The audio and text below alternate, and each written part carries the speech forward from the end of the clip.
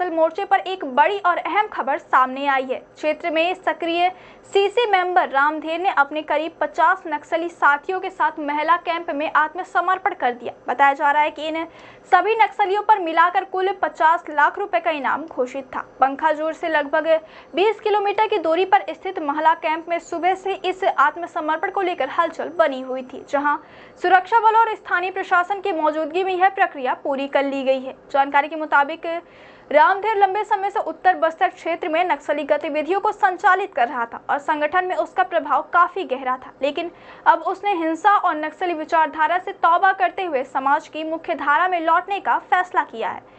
खास बात यह है कि उसने यह कदम अकेले नहीं बल्कि अपने 50 साथियों के साथ मिलकर उठाया है, जो नक्सल प्रभावित इलाकों में एक बड़ी सकारात्मक पहल मानी जा रही है। गौरतलब है कि इससे पहले 17 अक्टूबर को बस्तर पुलिस लाइन ग्राउंड में 210 नक्सलियों ने सामूहिक रूप से आत्मसमर्पण किया था। उस ऐतिहासिक अवसर पर बस्तर पुलिस और प्रशासन ने सभी आत्मसमर्पित नक्सलियों का फूलों और संविधान की पुस्तक देकर स्वागत किया था।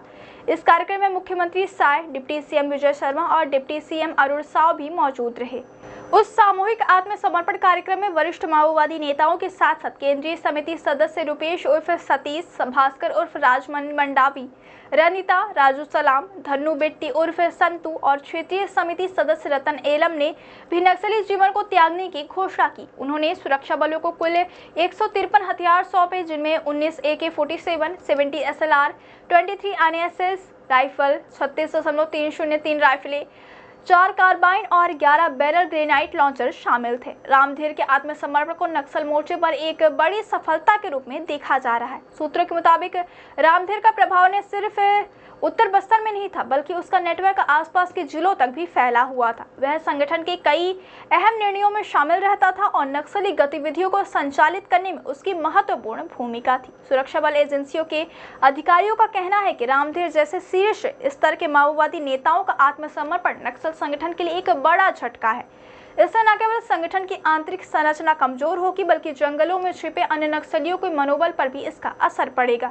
इस आत्मसमर्पण को सरकार की मुख्य धारा में लौटो नीति की एक बड़ी सफलता माना जा रहा है। हाल के वर्षों में छत्तीसगढ़ पुलिस और केंद्रीय बलों ने नक्सल प्रभावित इलाकों में लगातार दबाव बनाए रखा है। साथ ही आत्मसमर्पण करने वालों को पुनर्वास योजनाओं का लाभ देकर उन्हें समाज में सम्मानजनक जीवन जीने का अवसर प्रदान किया जा रहा है। महिला कैंप में हुए इस आत्मसमर्पण के बाद सुरक्षा बलों ने क्षेत्र में सर्च ऑपरेशन तेज कर दिया है, ताकि बाकी बचे नक्सलियों को तक यह संदेश पहुंचाया जा सके कि सरकार अब हिंसा का रास्ता छोड़ने वालों के साथ खड़ी है। रामधेर और उसके 50 साथियों का आत्मसमर्पण इस दिशा में एक महत्वपूर्ण कदम माना जा रहा है, जिसने नक्सल विरोधी अभियान को नई गति दी है और आने वाले समय में इस क्षेत्र में शांति स्थापना की उम्मीद को और मजबूत किया है।